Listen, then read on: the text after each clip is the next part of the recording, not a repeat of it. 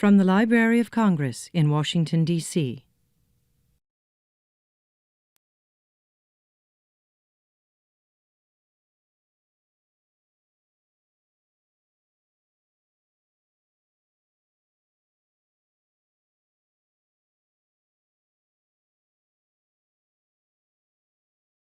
So I'm Pam Jackson, Director for Center for the Book here at the Library of Congress, and I welcome you today. We are part of the National and International Outreach Unit of the Library, and we're thrilled to be a partner with you as part of our Books and Beyond series.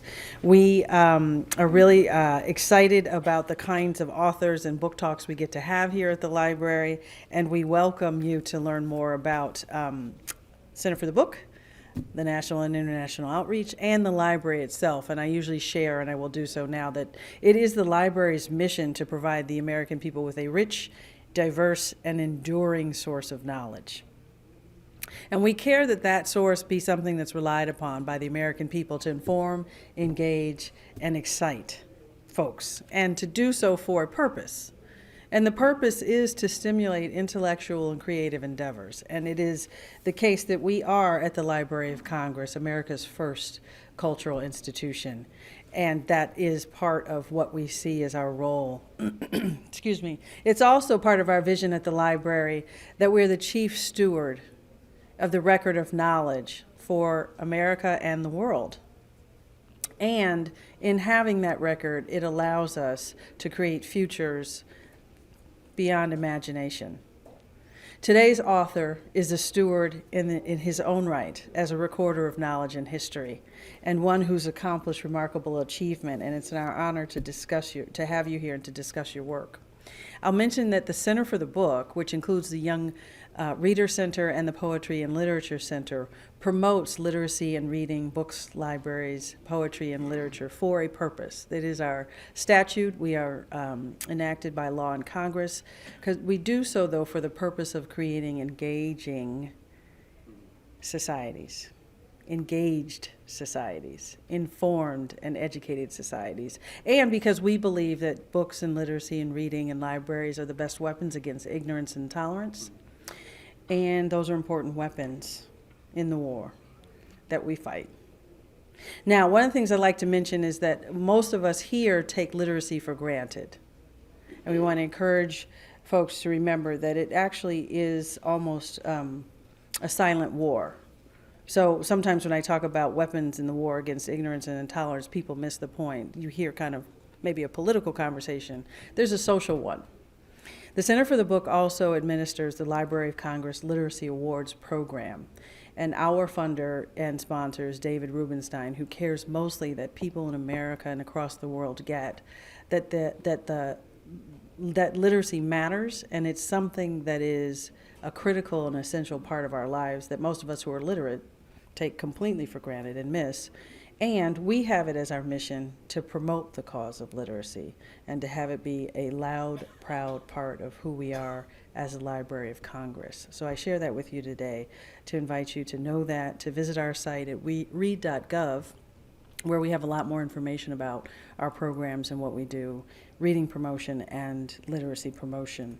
I can mention also that we are part of a global conversation. We have partners from as far away as Afghanistan and Australia, New Zealand, Cambodia, Brazil, and most of those were with us last month for an event. So we're part of a global conversation about reading promotion and literacy, and I want you to have that in mind as you sit here today. It's a very intimate talk about a particular book from a particular man who's brilliant, and it's part of a global conversation. So let me mention before I introduce our author that we are recording the event. So if you ask a question, you are on record with that webcast. Please know that our webcasts are also available online at read.gov, and we have hundreds of them, a wide variety and range of author talks on subjects of many genres, a lot of diversity for you to enjoy. I should also mention today's book is for sale in the back of the room, so please make sure you take time, if you haven't already, to purchase a copy, and that the author will be available for signing. Our chief criteria for this talk, for our book series, is that the work be associated with or tied to the Library of Congress. And so in particular, In this case, it's the author has used the manuscripts and the collections of the Library of Congress to explore and do research that led to the book that we're discussing today, which is Alexander Roby Shepard, The Man Who Built the Nation's Capital, and it is by John Richardson.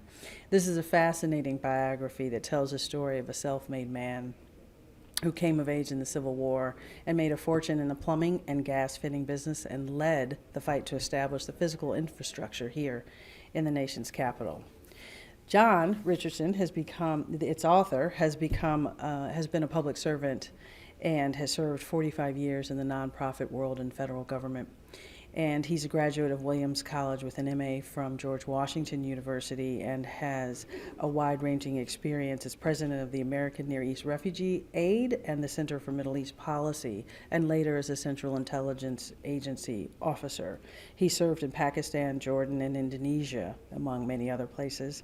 And he also is the author of a book, The West Bank, A Portrait. Let's welcome John Richardson.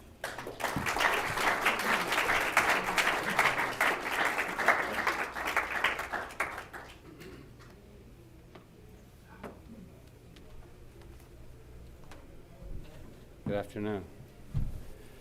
Well, okay, right in front of me is this sheet, which I will share with you.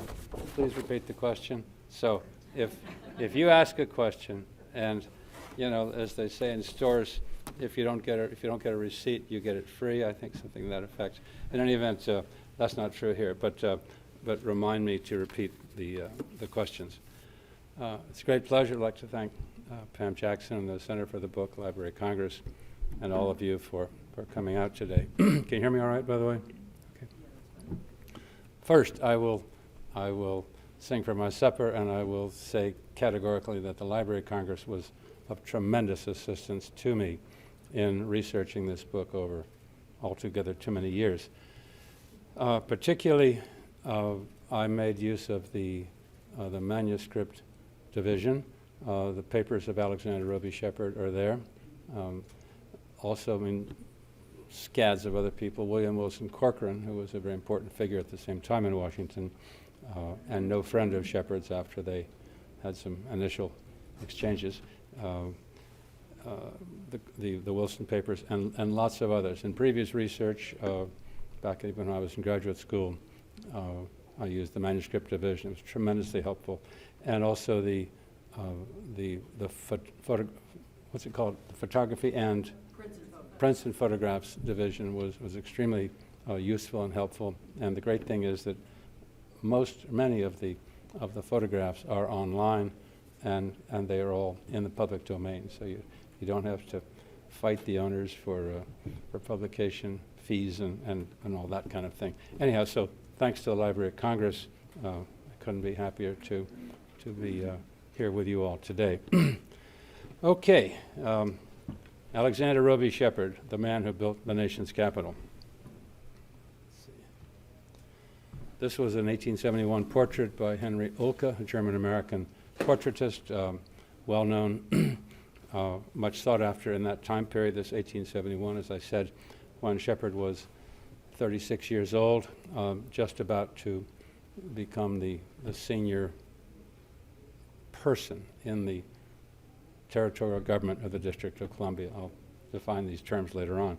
But he was at the height of his powers. He was a co-owner of the Evening Star for several years. In fact, right, you can see, trust me, just to the left of his left arm is a copy of the Evening Star. And so the portraitist was sure to include that. All right, first what I'd like to do is to talk a little bit about Washington, D.C., roughly at mid-century. Just to remind you, many of you are quite familiar with most of this, if not all. But it was a different time entirely. The district, of course, was, and probably always will be, under the direct thumb of Congress. Section 8 of the Constitution, I just reviewed it last night. It says Congress shall exercise exclusive legislation for everything to do with the district. I mean, DC City Council, they can legalize marijuana, they can do anything they want, but Congress can always, if it chooses, veto, certainly modify legislation. The District of Columbia at that time, and this means really, I'll just say roughly pre-Civil War, in fact up to Shepard's time, it was not one city. It was one District of Columbia, but in 1846, as some of you may know, the state of Virginia asked for that chunk on the Virginia side of the river, now Alexandria and Arlington. They asked for it back. They said, please give it back to us. And Congress, without batting an eye, said, sure, take it. Well, this was George Washington's sacred creation, this 10-mile square. And Congress, I don't even think they had any hearings.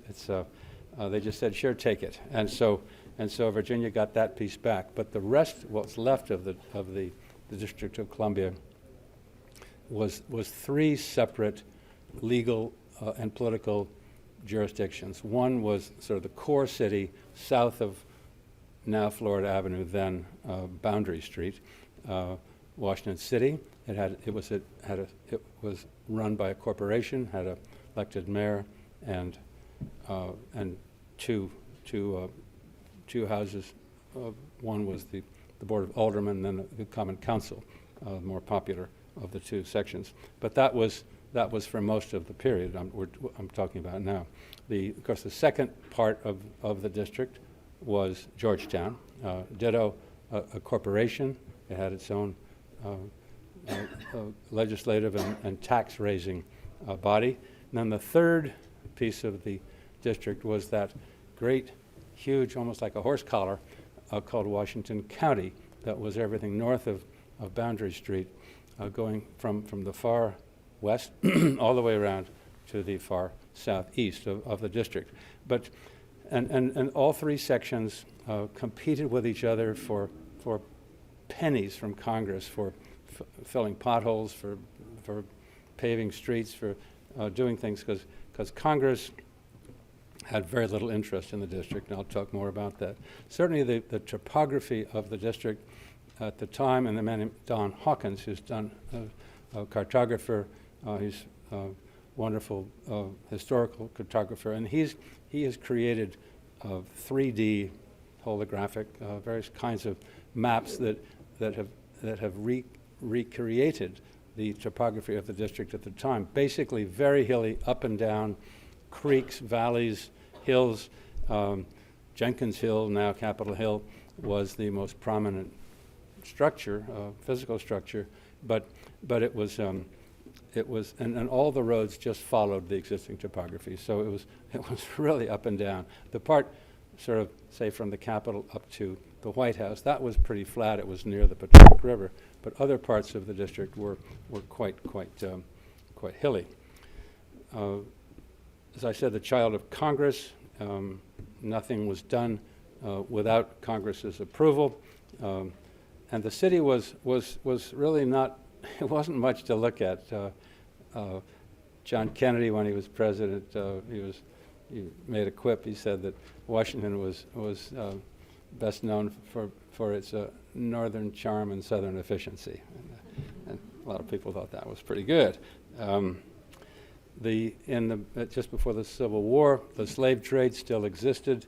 The slave trade was abolished by the Compromise of 1850, but slaves were owned and held in the District of Columbia. There were roughly some 3,800 slaves at the time. There were also 11,000 free blacks in the district at the time of the Civil War.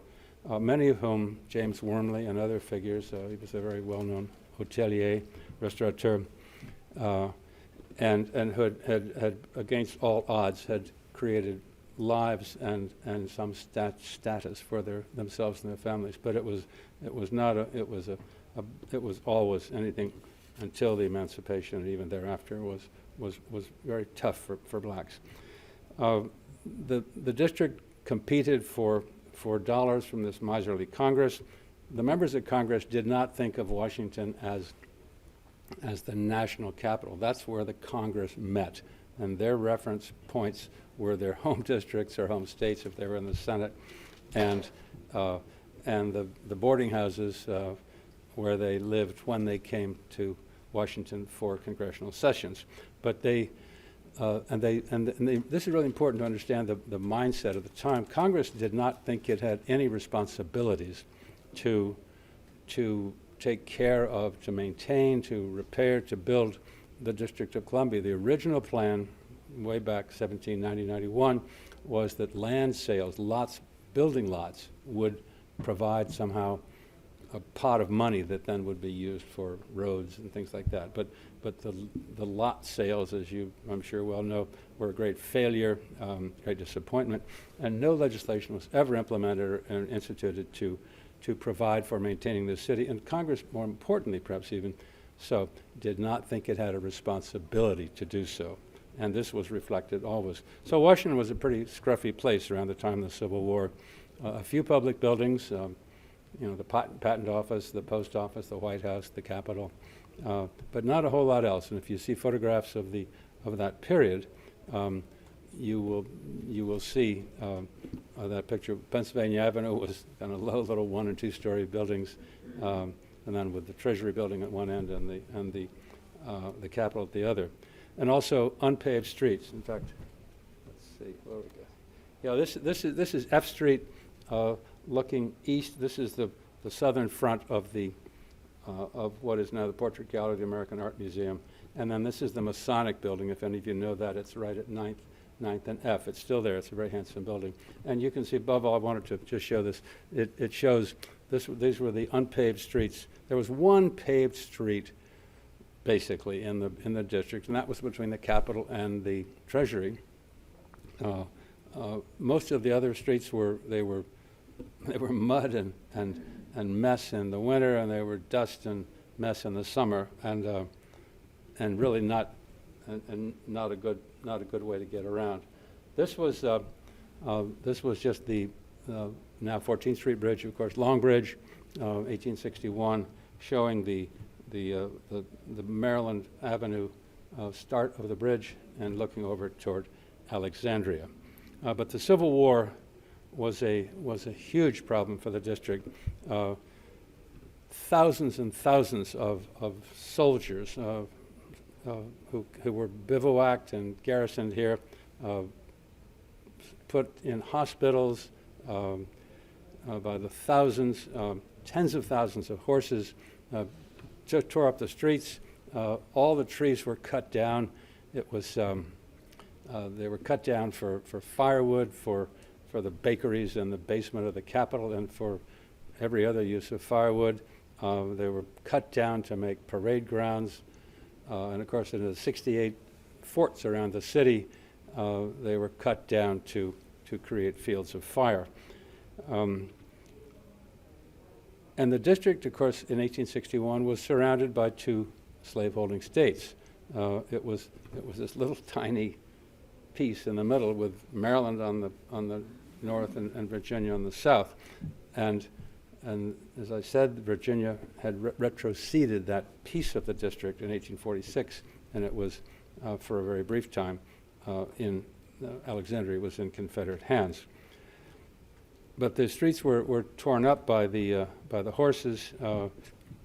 Public buildings and other private buildings were turned into hospitals. It was a huge military camp, and it pretty much made a mess of the city throughout the Civil War. But then come 1865, after the tragic assassination of President Lincoln, the country at a loss of 600,000 and more men and women, mostly by illness and wounds that could not be treated, but more than 600,000 people died from that war, and the nation back together again, bloody. The South very unhappy, they lost.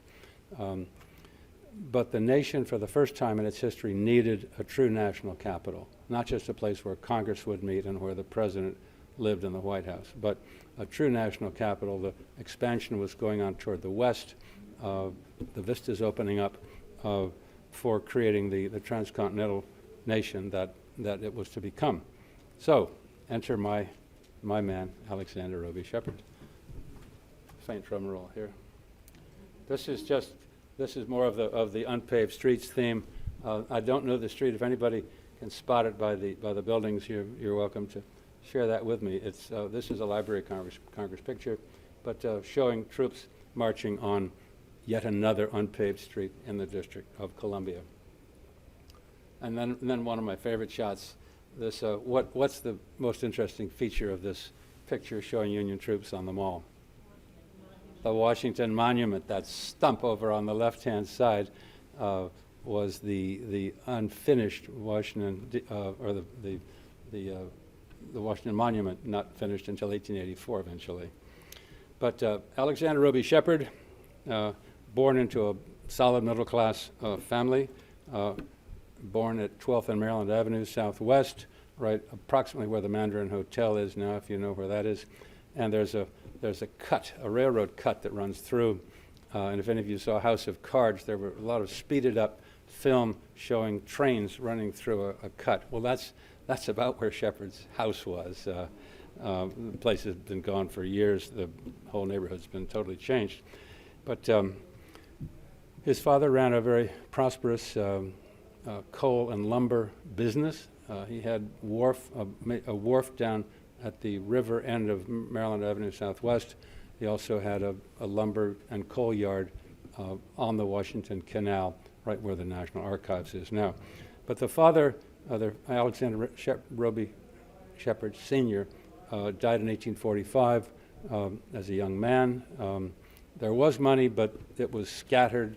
Money had been left in the will, actually, to help Shepherd start a business. It would have translated into about $4,000 in today's money. Not a whole lot, but there was money in the family, but somehow the estate was squandered, was lost, and I've never been able to find out exactly why. But the family was impoverished as a result. Shepherd dropped out of school at the age of 13. He never went beyond, the 7th grade or so. He was the eldest of several siblings, went to work to support the family. His mother ran a boarding house for several years right near the what's now the FBI building. In fact, even I think on the same location. But Shepherd, then you fast forward, by the age of 34, in 1869, he was the 4th wealthiest Washingtonian. He had joined the J.W. Thompson plumbing and gas fitting business. J.W. Thompson, John Thompson, was perhaps in some ways became a substitute father to Shepherd. He was well-to-do himself. He supported Alexander Shepherd, who was a very intelligent, formally not very schooled, but a very ambitious, competent person. And he went into the Thompson firm. By 1865, had not only become a partner, but had bought out John Thompson and converted the firm into, there were several variations, Alex Shepherd and Brothers, and various forms, but it always was Shepherd's firm thereafter. But certainly, Shepherd's achievements were extraordinary. A colleague and supporter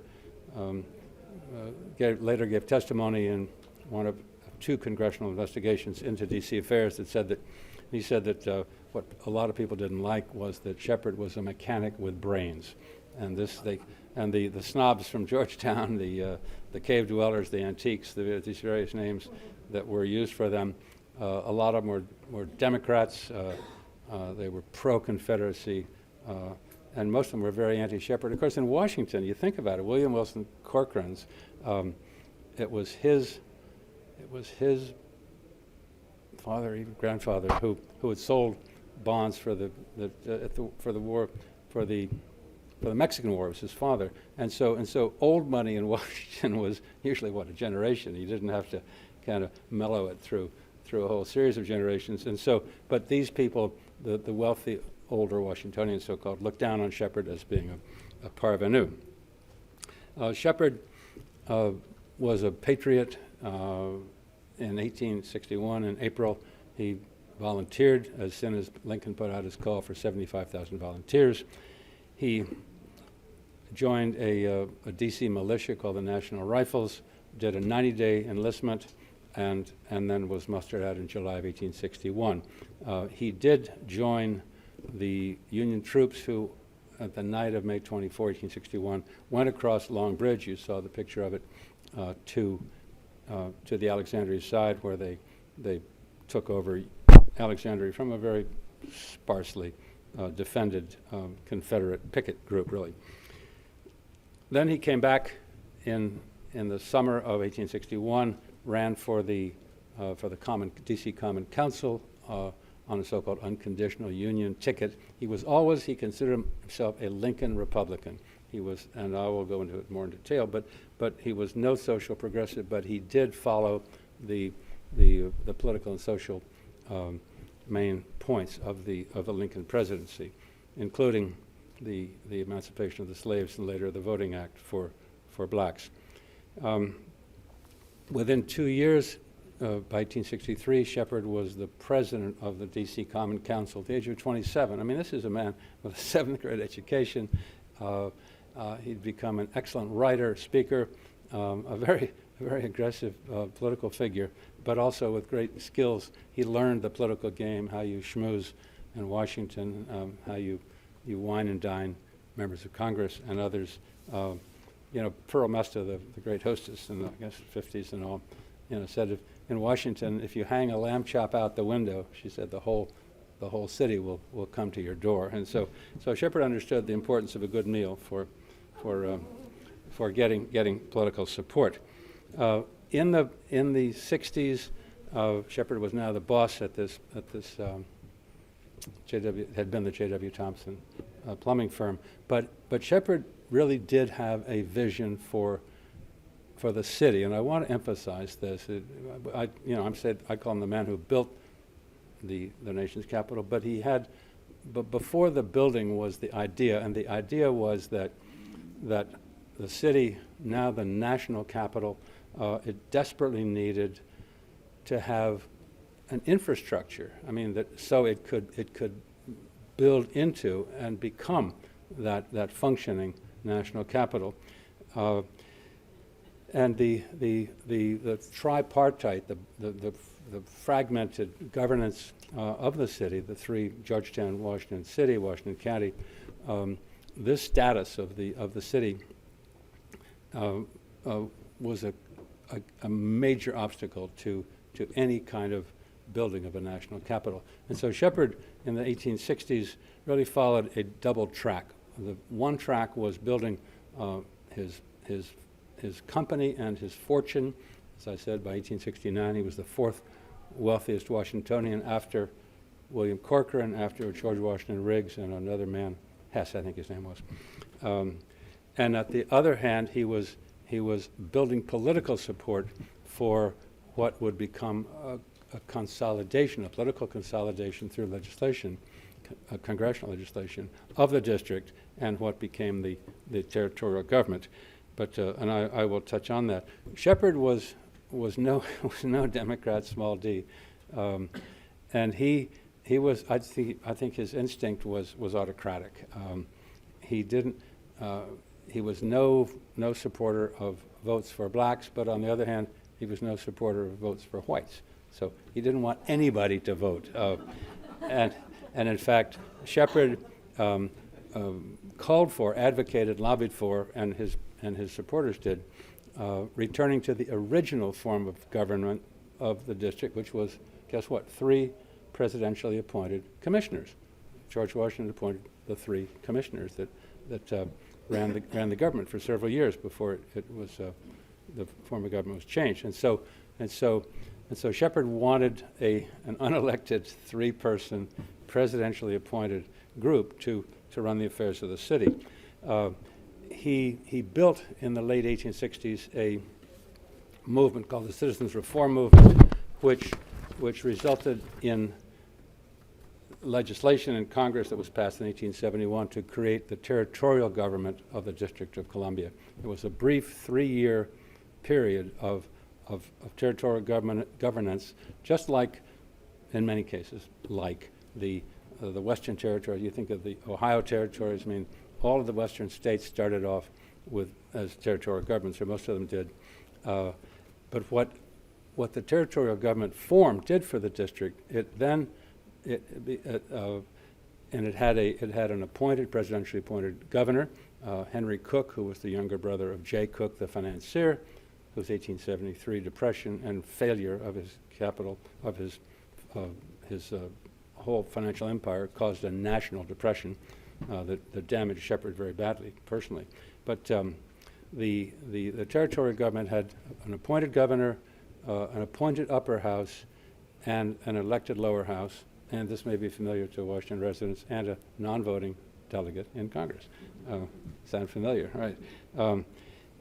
And so there was limited representational government, but Shepherd, he had the backing of the governor, who supported Shepherd's role in what became he became the executive vice president of the Board of Public Works, and this became his platform for building the city's infrastructure. Shepherd, in many ways, not too close to an analogy, but in many ways was like, or I should say not unlike, Robert Moses in New York City, New York State, who for years was the czar of the parkways and the tunnels and the bridges throughout the state, the legislation for which he had written himself when he was Al Smith's right-hand man in Albany for a number of years when Al Smith was governor of the state.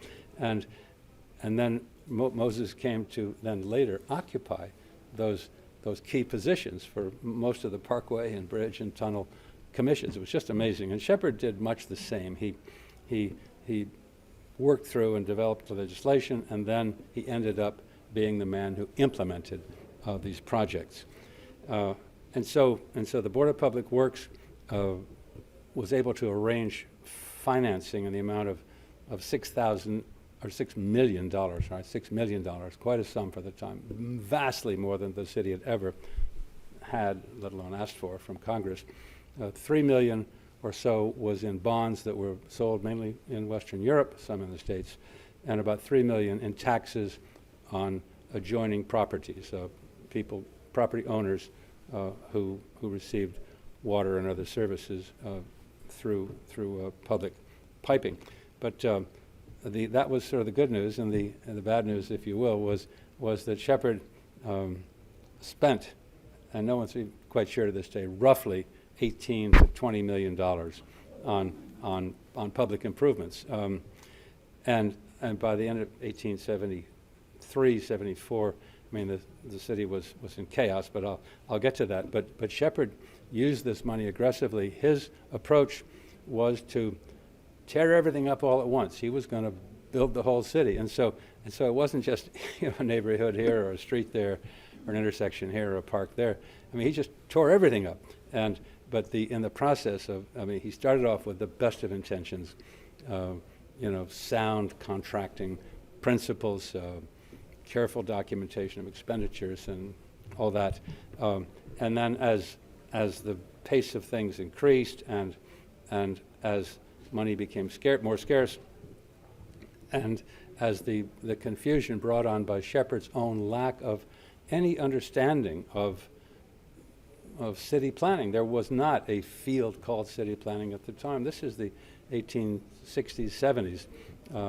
The many things, including the techniques of paving, street paving, all these things were in a developmental stage. But Shepherd knew what he had learned from running a business, and he applied these principles and practices as though he were still running a business. In some cases, it was okay. Other cases, it was not. But so Shepherd, he tore up the whole downtown infrastructure. The winter of 1871-72 was one of the coldest and earliest and longest lasting on record. And there are a couple of pictures that I will show you that will give you an idea. This was Bleak House, not bleak at all, but a very handsome house in what is now Shepherd Park.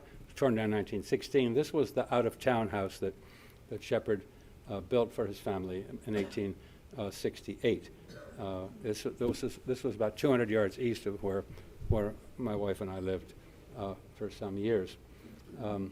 This is the, if you can see it at the top of the building, in the center of the photograph, that says Alexander R. Shepard and Brothers Inc. This was the building he built for his plumbing company, and this was the parade. There was a parade along Pennsylvania Avenue right at the foot of the building. It was at 9th and Pennsylvania Northwest, and the parade was to celebrate the wooden block successful completion of the wooden block paving of Pennsylvania Avenue, because I mean, asphalt was in an experimental stage. Concrete was experimental, but the gurus of street paving said, wood block paving is the best. It's smooth. It doesn't hurt the horses. It's not noisy, and so Pennsylvania Avenue was paved with the finest new wood block paving blocks. Within 3 years, the entire street had been torn up because the blocks rotted out. They were miserable. It was a disaster. And this is I think key to a lot of what Shepard did. He started things. He got things going. He got a lot of it wrong, like some of the paving things. I mean, sewer lines would sometimes be would come together like this. Not quite, and then they're supposed to be like this, and one would be above the other. I mean, and they had to be torn up, done again. Some streets were paved before the sewers were put in. I mean, it was really quite. It had to do with the pace of infrastructure development, but also the fact that contracts were let to all kinds of people who had no business being in the business. They were bakers or people who ran a millinery shop or something, and they would get a contract, and they'd usually flip it at some profit to themselves, but they had no business building streets and sewers. And so an awful lot of the work had to be redone. But the key thing was, as Robert Moses later on understood even better, that once you start a project, if the sewer doesn't quite work, well, all right, you don't sod it over and say, well, no sewer. No, you fix the sewer. And so Congress ended up paying, and that's where a lot of the expenditures came from, Congress in later years, paying for replacing a lot of this shabby work. Anyhow, I won't go on too much more about that, but I'll say that there were a couple of instances where the results of Shepard's paving were quite noticeable. This is just a photograph of the certificate of President Grant appointing Shepard as the governor of the district. He was governor for only 9 months, from September 1873 to June 1874, when Congress canceled territorial government after $18 million expenditures. City was in an uproar. And this was the very handsome residence that Shepard built at Connecticut Avenue and K Street Northwest, right exactly where Farragut North Station is. If you've gone down into Farragut North Metro Station, you're going down into the area that was the basement of Alexander Shepard's residence. But a very handsome house, designed and built by Adolf Kluss, who was a German-American architect who built a lot of really elegant buildings. The Arts and Industries building at the Smithsonian, Sumner School, Franklin School on Franklin Square. These were considered really the top of the line buildings, and he designed this. He also designed one for himself down the street. This, right, my favorite photograph of all. This was the result of one of the results of Shepard's grading operations, because, as I said, the city was naturally hilly and up and down, and Shepard level graded the streets for the first time in history. And a lot of streets, guess what, came down. Some were built up. This is one that came down, 20 feet? Look at this. There's a ladder that goes up from street level up to the front porch. And the ladder is at least as tall as the house is high. And Shepard was an equal opportunity offender in the sense of offending people.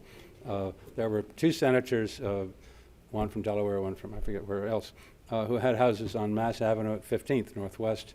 And they came back after a congressional recess and found their very elegant houses perched, not quite as dramatically as this, but up on cliffs. And they had to build ladders to get to their houses. Other people came home and after congressional recess and found their house down in a gully, and with this road soaring over it that had been built up. And so there was major confusion. There were two major investigations of Shepard, and I'll emphasize one point on this, that they were extensive, one 1874, one 1872. Before that, every opponent of Shepard with any kind of a grief or any sort of a allegation, they were all public, they were all on the record, but no personal corruption was ever found for Shepard. And in all my research, both in the district and then in Mexico, which I'll get to in just a minute, there was no personal corruption was ever found. But in 1874, Congress canceled territorial government. They basically fired Shepard and the whole territorial administration, and instituted temporarily for 4 years and then permanently in 1878.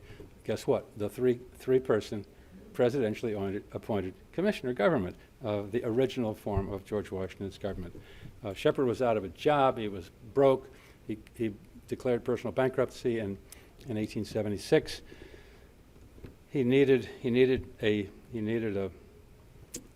new career. He was broke. He had gotten used to being rich, not surprisingly, and this is just one more street grading scene. This is Duddington, the famous, long torn down, but the famous home of the Daniel Carroll of Duddington. This was their estate right on Capitol Hill, and you can see this is the wall right and going right up to the home itself, and that massive cut in the embankment was to create the new road. Right, and then this was President Grant tried to.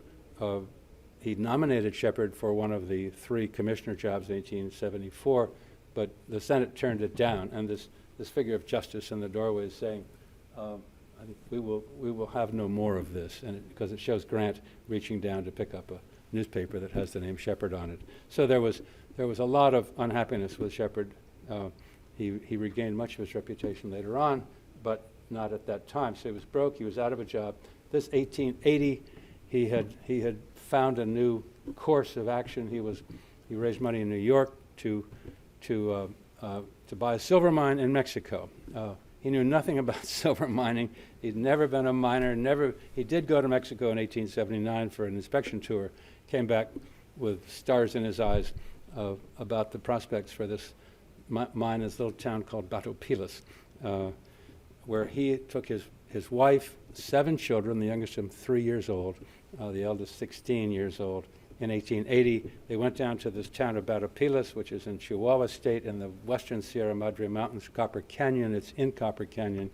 You can't get there by being lost. You have to know where you're going. It's like Theseus and the Minotaur, and with a string. You have to have a string to find your way in and find your way out. I spent about 11 days down there in 2011. It's a wonderful story, but that the mountains come down, and you'll see some pictures here. Anyhow, so I'm shifting over to Mexico. This was what they called the hacienda. This was where they lived and worked. There's a guard tower to the left, a very sturdy a front gate, administration building, very elegant buildings. They built all these, and you couldn't. Everything had to come in by mule and down these zigzag trails, 5,000 feet down into this narrow river valley at the very bottom. This is a photograph. That bridge across the river was built by Shepard about 1893. It's the bridge across the river to this day. He built an aqueduct on the right along the lower bank of the river, brought water down 3 miles, drove a hydroelectric transformer, brought electricity to Batopilas. It was said that Batopilas was the second city in Mexico, after Mexico City, to have electricity. I mean, Shepard was he was a man in some ways ahead of his time. This was a photograph of the whole silver mining operation, the administration building with the crenellated towers there. The watchtower would be just in the far left of the building. Shepard, the boss, admiring his operation from a probably somewhat overburdened horse there.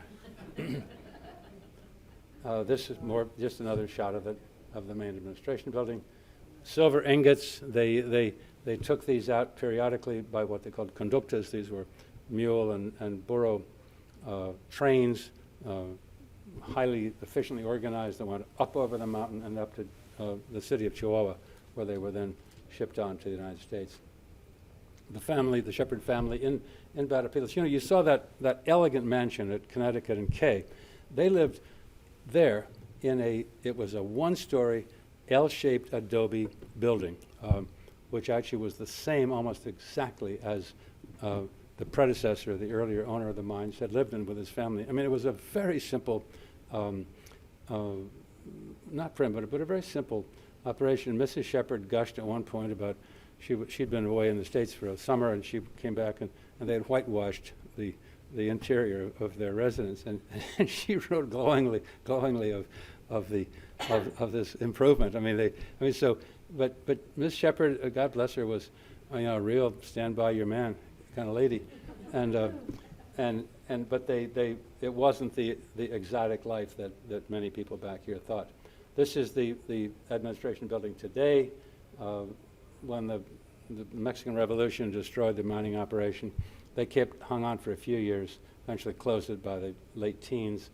The villagers stripped off the roofs. They're very good quality roofs. Once the roofs were stripped off of all the buildings, then it was adobe brick, and the weather just took it down. And this is the Alexander Shepherd Mausoleum in Rock Creek Cemetery up by the old soldiers' home. Has anybody been up there? I'm just curious. Okay, well, several of you have. All right, it's a lovely old, very gracious old cemetery with lots of Washington figures, well-known figures, interred there. And several family members are interred around the mausoleum. Okay, just a couple of quick comments, and then I'll turn it over for questions. What happened in Mexico was, however, his Shepherd's expectations were never met. He had planned to go down there for about 5 years. He said in his letter to his wife when he was visiting the mines in 1879, he said, 5 years down here and I can basically make it all back.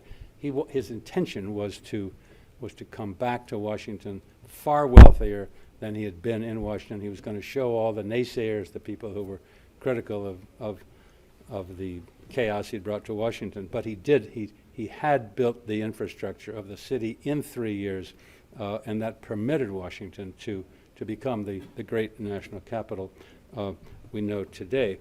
But expectations were never met. He came back in 1887, mainly to recover from a near-fatal mine accident. The people of Washington in October of 1887 gave him a huge parade, a very large parade. So I truly apologize. I know. Anyhow, and I think people began to appreciate more what he had done and what an important contribution he had made. But I just want to close with a couple of thoughts. I've addressed the corruption issue. I never found personal corruption on Shepherd's part. People around him made money, crony capitalism, all kinds of things. But Shepherd himself, he came out of public service, public life in 1874. Territorial government ended. He came out vastly poorer than he went in. Bankruptcy in 1876. I mean, this is not Boss Tweed up in New York, after whom his critics named or hung that label around Shepherd's neck. On the corruption thing, I think he remained true. And in Mexico, he could have embezzled from the company, but he put all his own money back into it. He was counting on a rise in stock prices to make him wealthy. All kinds of issues, the international silver market, exchange rates, the crash of 1893, national crash, U.S., all these things thwarted the ambitions. I do want to say, though, on the sort of the assessment, I personally feel that what he did to build the infrastructure of Washington was worth doing. There was a major cost, and I don't want to downplay it. There's a book by Howard Gillette, a former professor at George Washington University, wrote a book called Between Justice and Beauty, about Washington. Justice being social justice, mainly for the black residents. Beauty being the monumental core, the lovely city that really sort of more formally came out of the Macmillan Plan in 1901.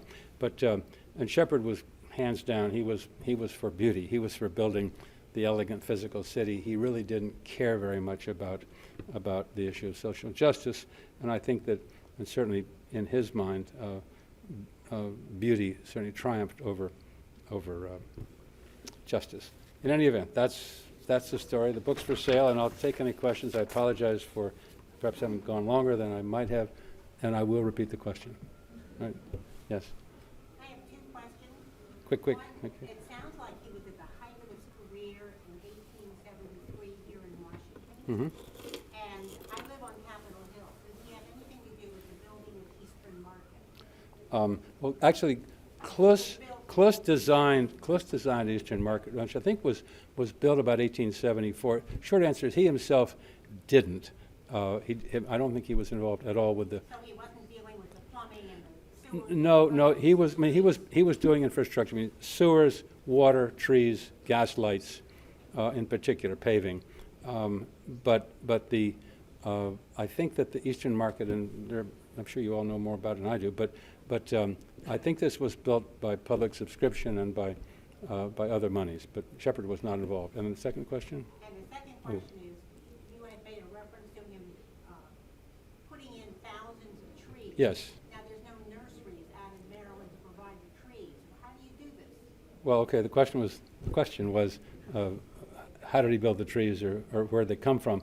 I mean, there were, in 1960, I worked for the highway department of the district for a summer, and there was right across the East Capitol Street Bridge, there was the tree division had its headquarters, and there was a small nursery there. And so, I mean, I think, and the B.F. Saul family, the Saul family owned vast orchards and farms in Washington County, just north of Boundary Street. So there was an awful lot of undeveloped land where they could plant and grow trees. Yes? A pair of questions that relate to the grading. What did they do with the fill? Is that some of it could clearly have filled some of the bottom land? Yep. The other thing is, I had read years ago that there were something like 7 hills between the Capitol and the bridge down there south on South Capitol Street. It's the Anacostia. And I heard a lot of that was graded off and used as clay to make the bricks in Well, that's interesting. built all the buildings. Was that contemporaneous? Was that earlier? Okay, all right. Wrong. The question is, what was done with the fill that when he was cutting down these streets and putting these houses up on cliffs? I mean, an awful lot was used to fill in the low spots. That's quite true. And to be honest, and it's a good question. I don't know where all the fill went. My hunch is that there were plenty of opportunities to level things out, literally and figuratively. But as to my hunch would have been is that you wouldn't have found surface clay that would have been suitable for bricks. I think of that as being subsurface, and you dig it up. But I could be wrong about that. Others may know better. But the fill got used. How's that? All right. Next, yes. I thought one of your photos of the unpaved streets Yeah. actually had automobiles on it. So I'm No. wondering how late No. did most of the streets in DC get paved? That's a good question. They were, of course, paved and repaved. I mean, that's one of the unpaved streets. That's just soldiers marching. That's Civil And I War. can see a horse, but there was a previous photo where Well. I couldn't see any horses.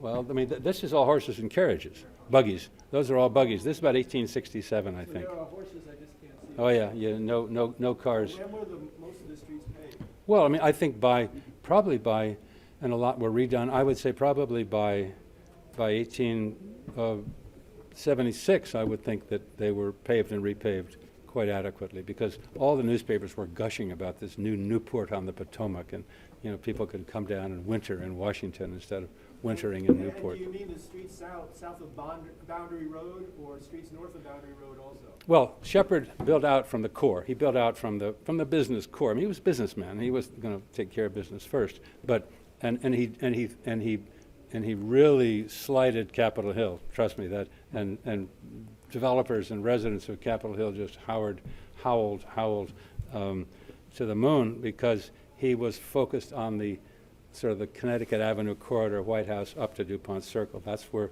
and F Street, G Street, 11th, 12th, 13th, downtown.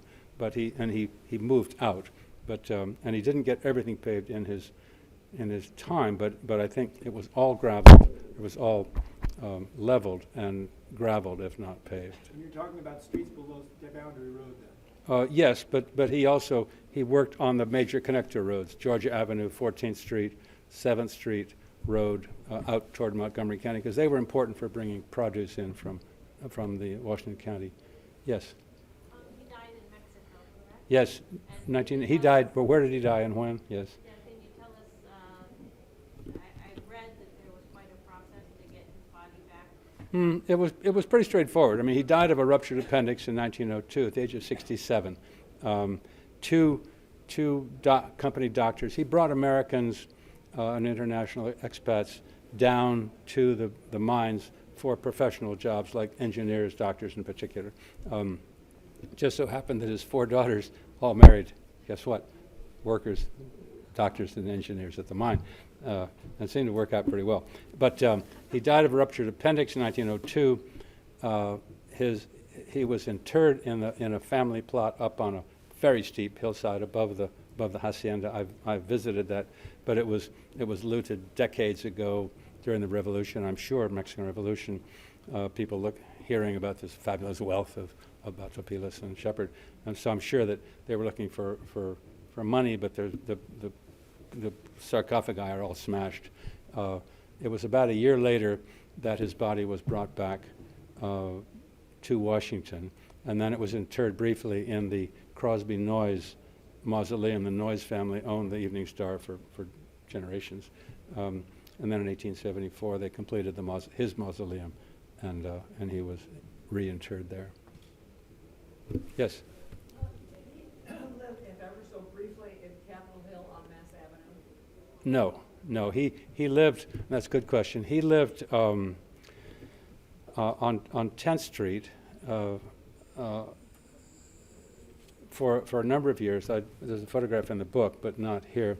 It was a very nice, standard but large row house, building 1125 10th Street, and then he lived on I think L Street at Connecticut for a couple of years, and then about 1873 he completed the mansion, Adolph Kluss's mansion at Connecticut and K, and moved in there. But then almost very soon thereafter, 1876, he had to turn over. He didn't sell it, but he turned it over to trustees, and it was involved in very complicated legal processes. But they always kept Bleak House, even after his bankruptcy, and then and they would come back to it in the summer times, and the family would stay there. He never left, as I said, left Batopilas only twice, but the family came back for schooling and health reasons and many things in the intervening years, and then of course he died in Mexico. Yes, either one. Given the pace at which he was working from 71 to 73. 4, yeah. 3 or 4 years, where did he get all the workers? Did he bring people in, or was there just a huge population explosion? Yeah, there were, it's a good question. There were certainly there were lots of workers. There was a substantial Irish American population. Many laborers came from that group. Many blacks. I think contractors, I'm sure, brought in their own workers from Maryland and Virginia. The short answer is I don't know a lot about. That's more in the sort of the social history side of it, and I don't know as much about it. But there were issues about salary scales and wages and all that I won't go into. But let's just say he found the workers. Yes, yeah. I remember reading that a lot, and you sort of alluded to the fact that a lot of the development is up around Pond Circle and that Yeah. and all, because he lived up there. But how much did this affect the downtown business district, which I think I remember like 7th Street being a Oh yeah, it was a major artery. Yeah. Yeah. No, I mean there was. This wasn't either or. I mean he was this sort of do it all at once. he certainly favored that, what I'll call sort of that northwest axis. But downtown and the northwest axis were the main things. Pam, I think you want to? All right, one more? One more. Ta-da, yes, sir. Hi. Shepherd is remembered today for the heart of Washington, D.C., Upper 16th Street, Shepherd Park neighborhood. Oh, yeah, yeah. Elementary school, et cetera. Oh, yeah, I lived there, yeah. Why was that area picked? Well, because you saw the picture of Bleak House. Bleak House was part of a 230-acre piece of ground that Shepherd bought in 1867,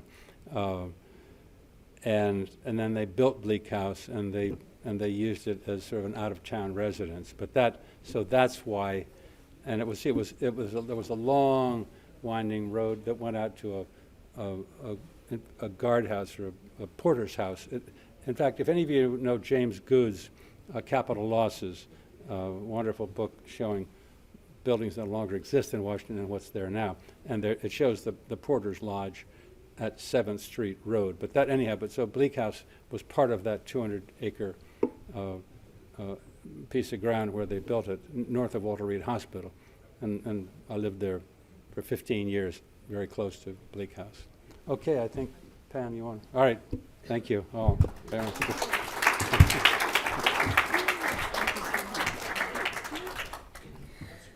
So yes, we would like to say thanks so much to John Richardson for his book and his talk. You certainly have made Mr. Roby Shepherd come alive for us. I took away from the talk that this was a very fierce, determined man who was committed to make something happen.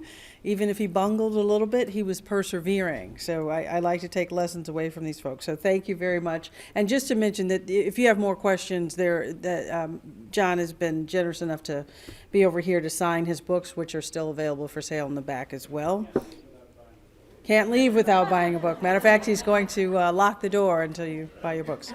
Let me also acknowledge the Center for the Book staff. We've got Ann Bonney and Desiree Arnez with us today. Wave your hands and say hello for supporting and planning this event and helping us. So thank you for that.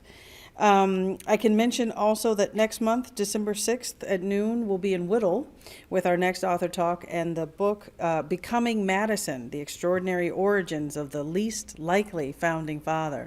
So we invite you back to join us here at noon in the Jefferson Building. And last but not least, thank you so much for being with us this afternoon. Take care and have a great day. Thank you very much. This has been a presentation of the Library of Congress. Visit us at loc.gov.